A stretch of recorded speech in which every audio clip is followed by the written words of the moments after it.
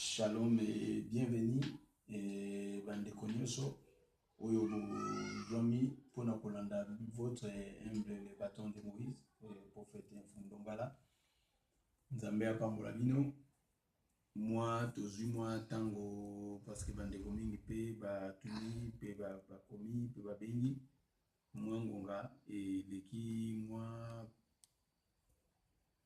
quelque temps oyo tozalaki nazalaki visible te na média ndenge nayebisaka bino ntango nyonso to mosala ezali mwa mingi ya kosala ya Nzambe. Puis nous avons aussi des devoirs et nous avons aussi des travail à faire parce que toza na mokili ndenge Bible dit celui qui ne travaille pas ne mange pas non plus et il y en a plein de choses à faire na makambo ya Nzambe na ministère na ko répondre na ba cellule nyonso esengeli eza une tâche pas facile mais nangolo Nzambe Nzambe azosala ngolo na ye tozokoka donc soki tozopusana liboso na bino eza kaka mpona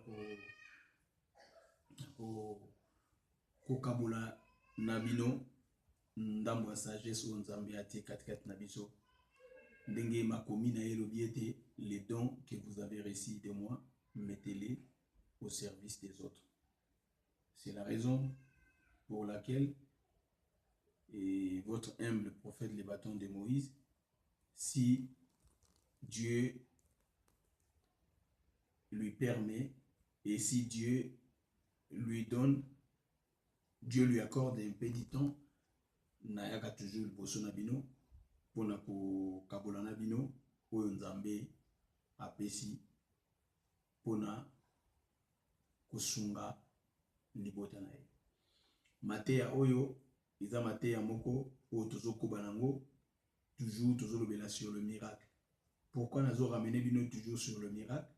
Parce que nalingi to comprendre élément mystère on nalingi na loba awa eza très fondamental et puis ekosunga bandeko nyonso. Soki na lobi ekosunga bandeko nyonso, je ne parle pas en particulier aux Congolais et aux chrétiens ou aux Congolais, mais je parle d'une manière générale, c'est-à-dire je parle à tout le monde, je parle à toutes les nations, je parle à toutes les créatures de Dieu, je parle à toute race, nini oyo, Nzambe atie katikati na biso, pona toka bola elongo. Pambate, et tant que toujours le miracle, ezali entendement ya mutu nyonso na eloko songolo na domaine songolo.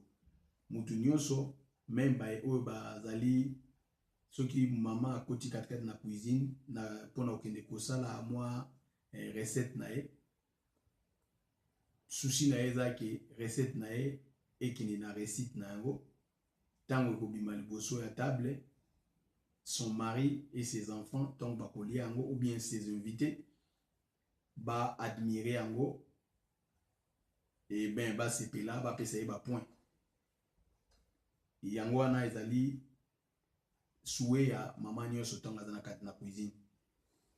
C'est la même chose comme quelqu'un qui va au boulot pendant tout le mois. Justement, Azan a besoin de souka sanza, Azan a rémunéré par rapport à ça, Azan salaire nae, par rapport à Moussala nae salaki, et puis et kosa la satisfaction nae.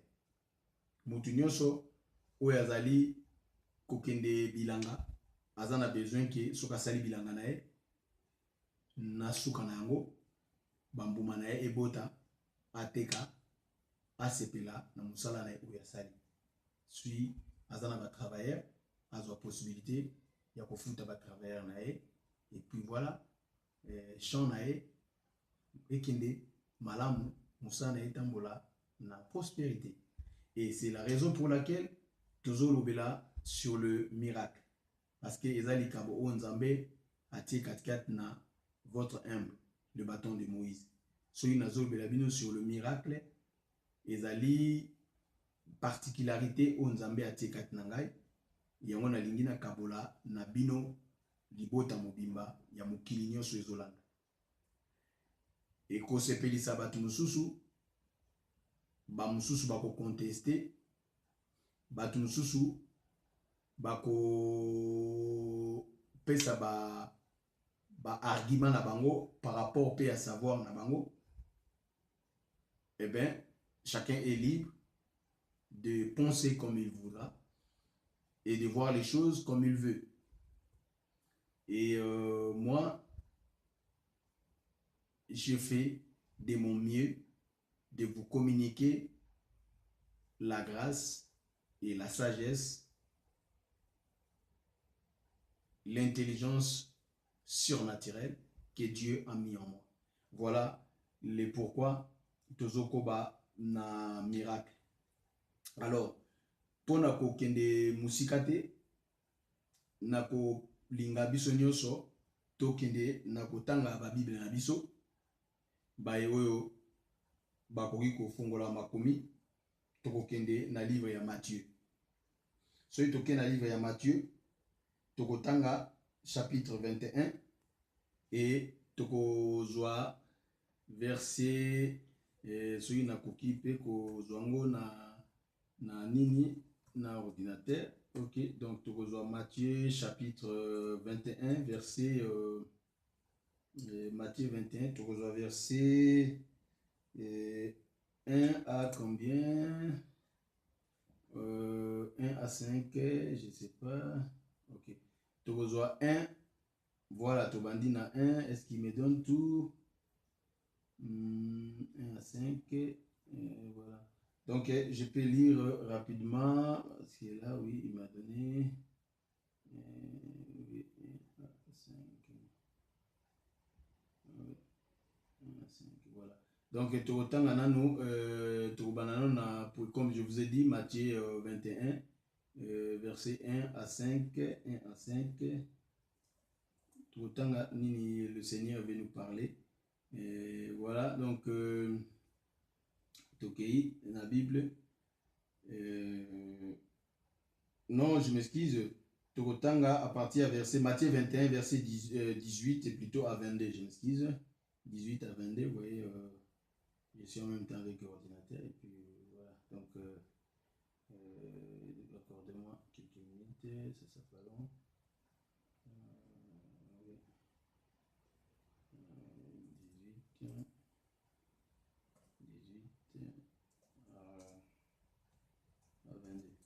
Voilà, 18 à 22. Nathalie na kombo na Yesu Christu. Donc, le matin, en retournant à la ville, il y eut faim. Il vit un figuier sur le bord du chemin et s'en approcha, mais il n'y trouva que de feuilles. Il lui dit que jamais plus tu ne portes des fruits. Le figuier sécha immédiatement. Voyant cela, les disciples firent étonnés et dirent: comment ce figuier a-t-il pu devenir immédiatement sec?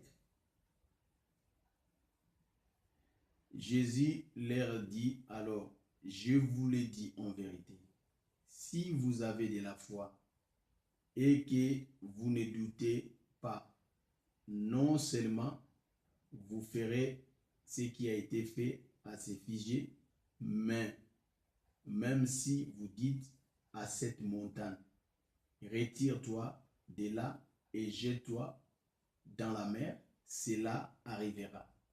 Tout ce que vous demanderez avec foi par la prière, vous le recevez. Awa tozo tala parabole oyo ya Yesu to tangu Yesu azalaki na ba disciple na ye mikolo eleki na tongo bazongi babande koleka na nzela e bayoki nzala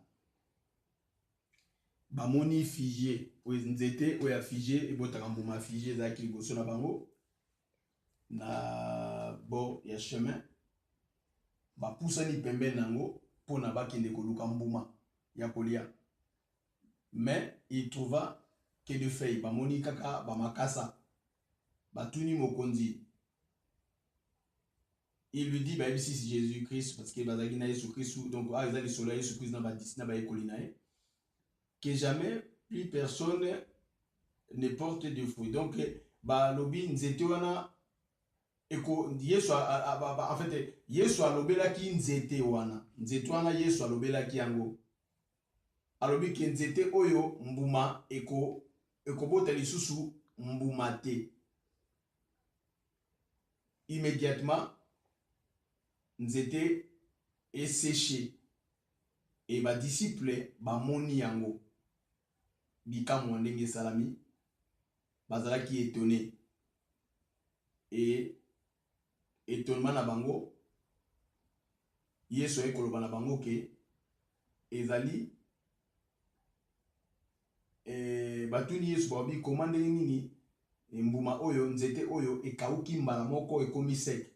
Jésus ayebisi bango na koyebisa bino bosolo ke soki boza na kondima et soki boko dute te tango boko sakola to koloba liboso ya eloko non seulement ekosala mandenge bikamo esala bina nzete oyo mais même tango bokoloba na montagne ngomba elongwa elongwa na gauche ekende na droite elongwa na droite ekende na gauche bokomona ngo kokokisama e boyebaka ete nyonso oyo bokosenga na kondima bokomona yango kokokisama. Soki totali batexte ya Yesu Kristo tango azalaki kotambola na badisciple na ye. Soki totali batexte ya badisciple ya Yesu Kristo tango Jésus-Christ azalaki akzongaki epai ya papa, c'est-à-dire après la mort et la résurrection de Jésus-Christ.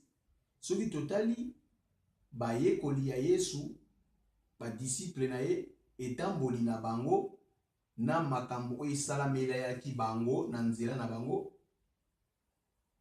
oyo ezali modèle na biso dans la Bible. Soki tozongisi yango na makambo oyo ezosalama lelo katikati na biso, katikati na ba ndako na biso, katikati na ba kondima na ba situation oyo ezokolekela biso, katikati na ba église na biso, katikati na ba communauté na biso, katikati na ba religion na biso, tozomona ete makambu ezokokokana te. Ndambu bazokomituna ba question.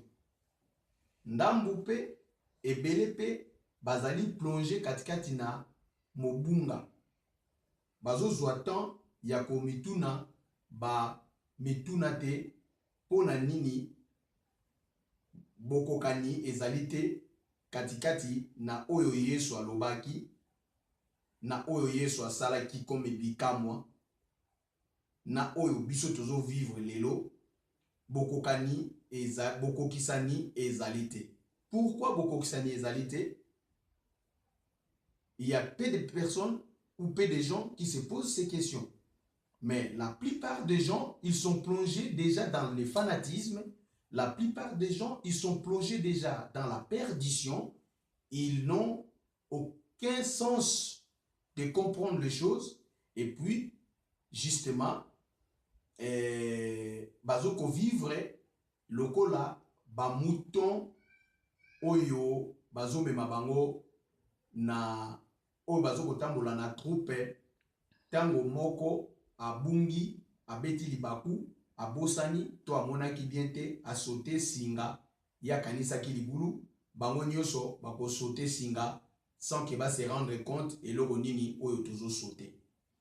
Lelo libota na nzambe, lelo libota oyo ezotanga makobi na nzambe azoko vivre quelque part lokola mouton azoko sosolate.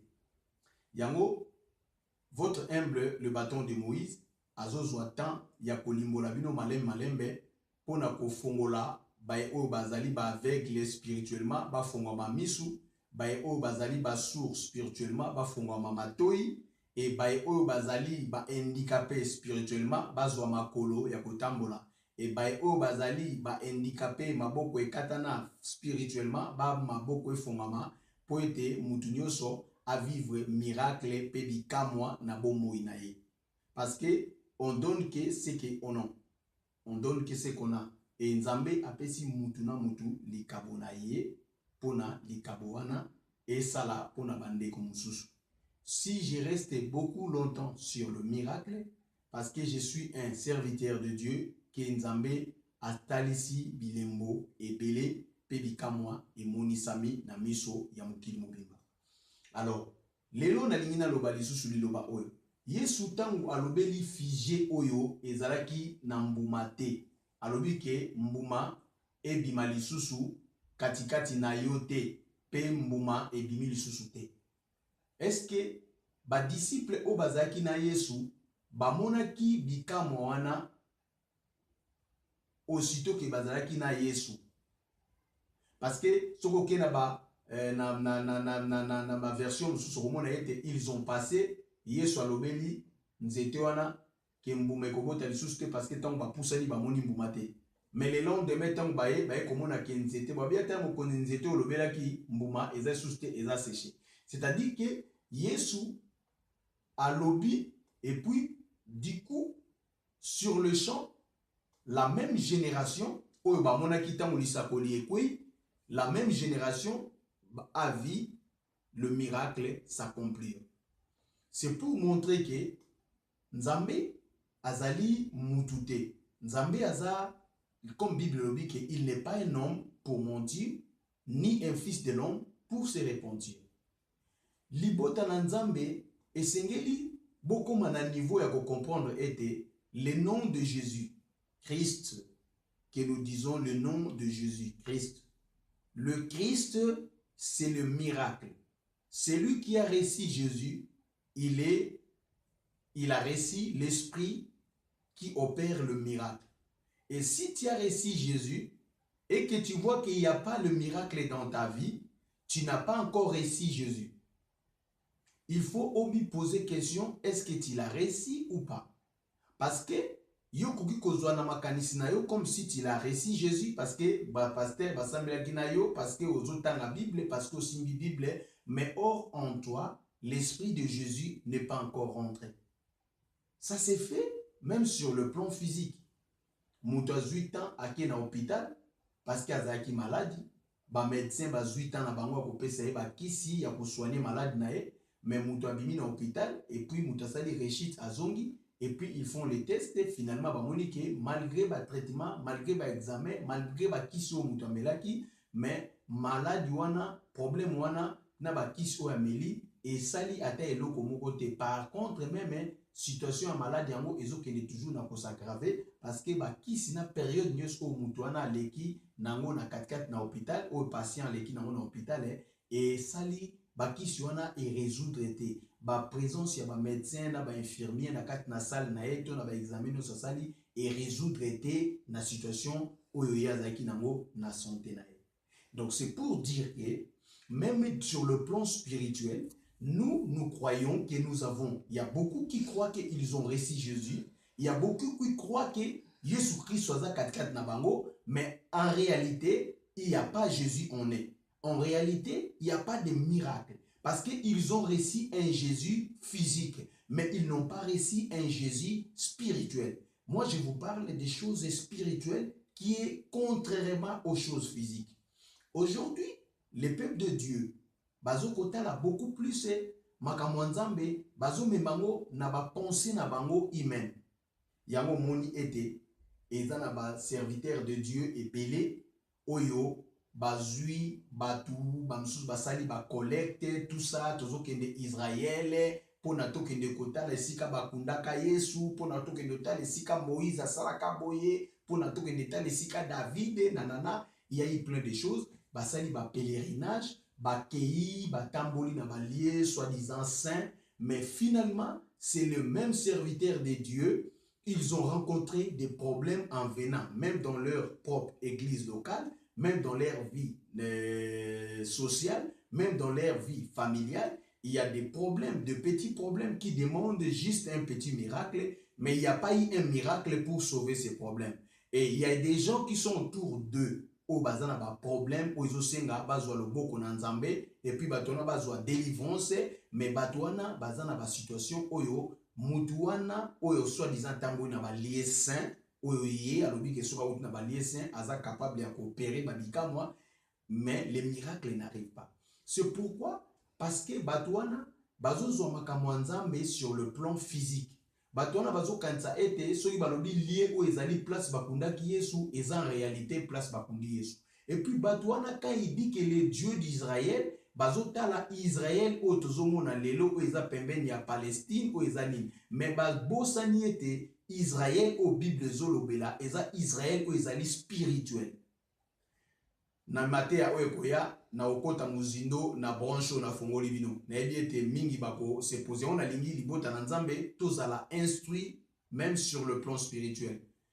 Même bato yo bakendaka mingi omoni o batwana ndenge lelo na Congo tokomi kobanga to bato bakomi kobanga mingi ote mutwana zana bozui parce que aza occultiste mutwana zui pouvoir parce que aza boye nanana ba chrétien bakomi beaucoup plus komona soki bamoni mutu apambolami na ndenge moko boye to komi na succès bapesi mbala moko ba bilembo balobi ote ndenge zana omoni ndenge atie misapi na ye c'est kazo invoquer donc mutwana ko komi na succès le ko atie misapi bongo donc c'est-à-dire que diable. Donc, komi komona ke miracle ya lipamboli eza beaucoup plus c'est pas diable et que pas nzambe.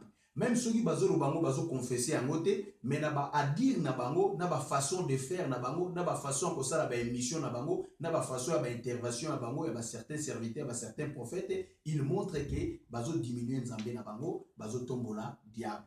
Même ceux qui bazoko jeter ba pierre vis-à-vis à batouana, mais bango moko pe na ba texte na bango bazo laksa ete nzambe na bango aza capable de kosala ba exploit. Voilà pourquoi tozoke nango malem na lingi kokuta na ba poncho na zo fongolela bino tokozwa ta na biso miracle ezali berceau ya votre humble le bâton de Moïse na kokota na bino na ko développer na bino bokozwa ba porte de sortie na ba problème na bino bokozwa ba porte de sortie na ba situation na bino et puis bokomona loboko na nzambe kosala. Le Dieu d'Israël ce n'est pas l'Israël que vous voyez.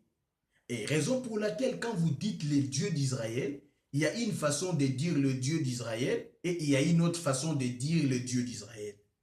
Yo koki koloba le Dieu d'Israël, ba memelio moka katani, atikali moka katani. Mais ngape na koki koloba kaka le Dieu d'Israël.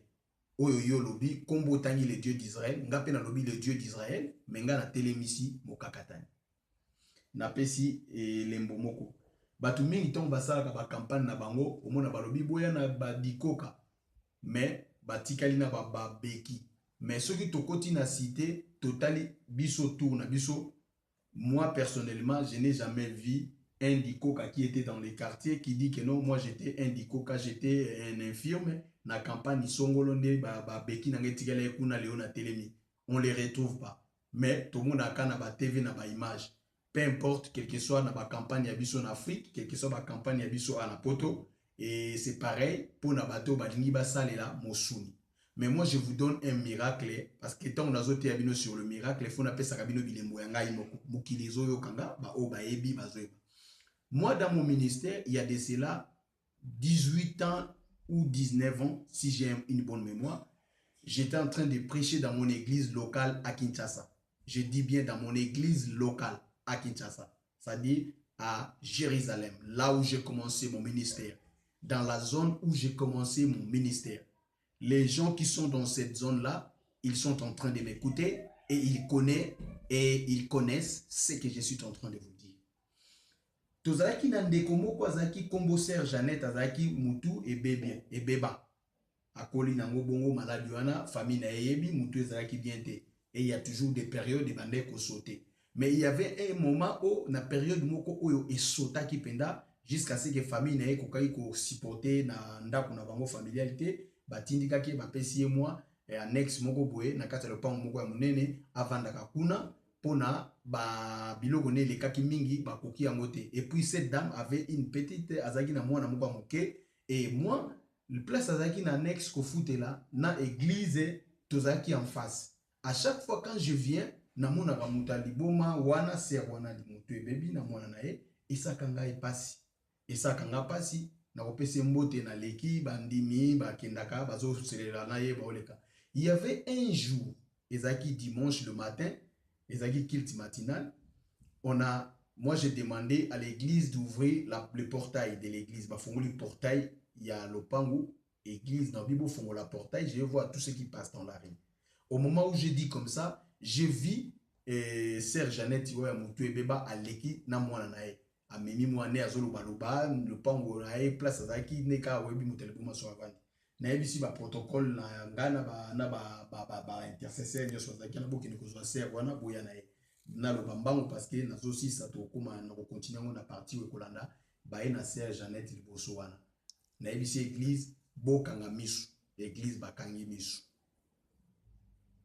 e nayebisi église bofongola misu bomona nini nzambe alingi asala bafongoli misu bato nyonso baotala nabeleli le dieu d'Israël oyo bino bobelelaka mais eza oyo bino bobelelaka te parce que bino dieu d'Israël bobelelaka eza dieu d'Israël oyo nga nabeleli te nakopesa bino badetail nabeleli le dieu d'Israël oyo Eli abelelaki na mont Carmel, le dieu d'Abraham, le dieu d'Isaac et le dieu de Jacob.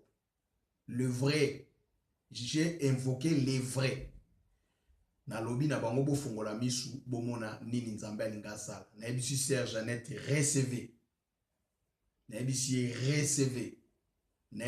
recevez. Tout de suite, j'ai senti une force sortie. Et kotika naye. Nayebisi sœur Jeannette oyebi muto assemblée abi nayebi kombole na abino nayebi c'est roi bando benga beaucoup plus pasteur. Pasteur nayebi ke abi pasteur parce que bon nazo ko gérer une communauté ya bana nzambe abi pasteur ngana lobi est-ce que ondimi Yesu Christu Jésus-Christ abi nandimi Jésus-Christ nayebisi tanga kombo Yesu Christu atangi kombo Yesu Christu na lobi ne tanga lisusu atangi na communiquer force ekoti nayebisi tout de suite nzamba bikisi ondimi na bikisi abi o Yesu tabikisi ngana abi ekomi ale nayebisi ndenge Yesu abikisi kende na ndako na yo tout de suite kota na ndako sokola lata changer bilamba oyo nzambe abikisi abi merci pasteur oyebi kaka mutu soki aza na liboma ememi kaka esprit déjà ekoti kati na ye ememi na zunguluke ebandi kobunda entre baesprit ya badémoniaque na force oyo na koti ye akei na ndako kosokola kaka sokoli babiloko wana ekei force wana ekei nalongoli yango ekei ntango ekei azongi normal ser wana quartier mobimba yebi lelo akoma mpe abala botabana ebele liboma esila quartier mobimba yebi muta liboma akoma normal donc tokozonga ni te mpona koyebisa bino tozoparler sur le miracle donc soki tolobela sur le miracle soki na bina banda kopesa bamiracle oyo ya Congo oyo ya Afrique quand je dis l'Afrique ça dit l'Afrique en général oyo ya Europe oyo ya mokili mobimba tokosilisa émission te tokolala tokobanda okende muke na kobanda kopesa bino babilembo muke po tokoba parce que libota na nzambe tokomi na moment oyo ya bosolo le temps de la vérité est arrivé photo bima yango moni même na mboka na biso Congo il y a des problèmes où ils ont tourné à rond parce que ils ont na makambo belé sur le plan spirituel ils allaient bloquer yanga no moni nzambe bisinga fundongala vous avez un travail à faire. Il faut rééduquer encore spirituellement votre nation et après tokende na ko libérer libota pe ko libérer mboka na bino sur le plan spirituel d'abord et après sur le plan physique beaucoup appelé libération na bino et c'est là c'est dans bientôt.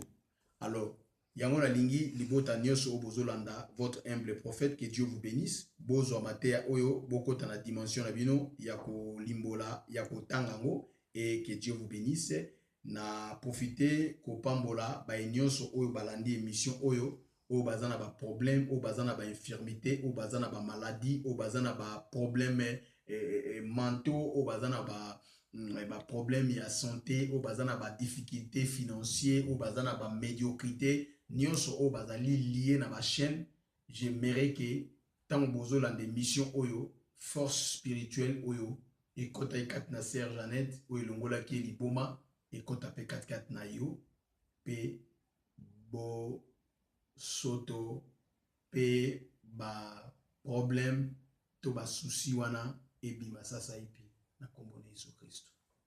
Que Dieu vous bénisse. Na pamboli ba libota nyonso elandi ngai, na pamboli mon épouse, na pamboli la réalisation mobimba et puis na pamboli mama Pauline Wembolwa na ma campagne à Kinshasa, na pamboli ma mère mama Caroline Guamu, na pamboli aussi mon frère Kébé Moukeba na Paris. Et puis, ma partenaire Nyoso, n'a pas mboli mon bien-aimé, mon collègue, mon collaborateur, pasteur Christophe, na Dirmenak, église de Dirmenak, église Mobimba, Zambia Pambola, église Mobimba Dirmenak, et puis n'a pas mboli église Mobimba à Suisse, n'a pas mboli église Mobimba, Céline Nyoso 4 na France, Zambé à Pambola, Libota Nyoso, Zambia Pambola, et Congo Mobimba, Céline Nyoso, il y a prophète Mfumunonga là, na Kinshasa. Et bana nyonso bisika bazali ba pambolama, que Dieu vous bénisse et à bientôt. Au revoir.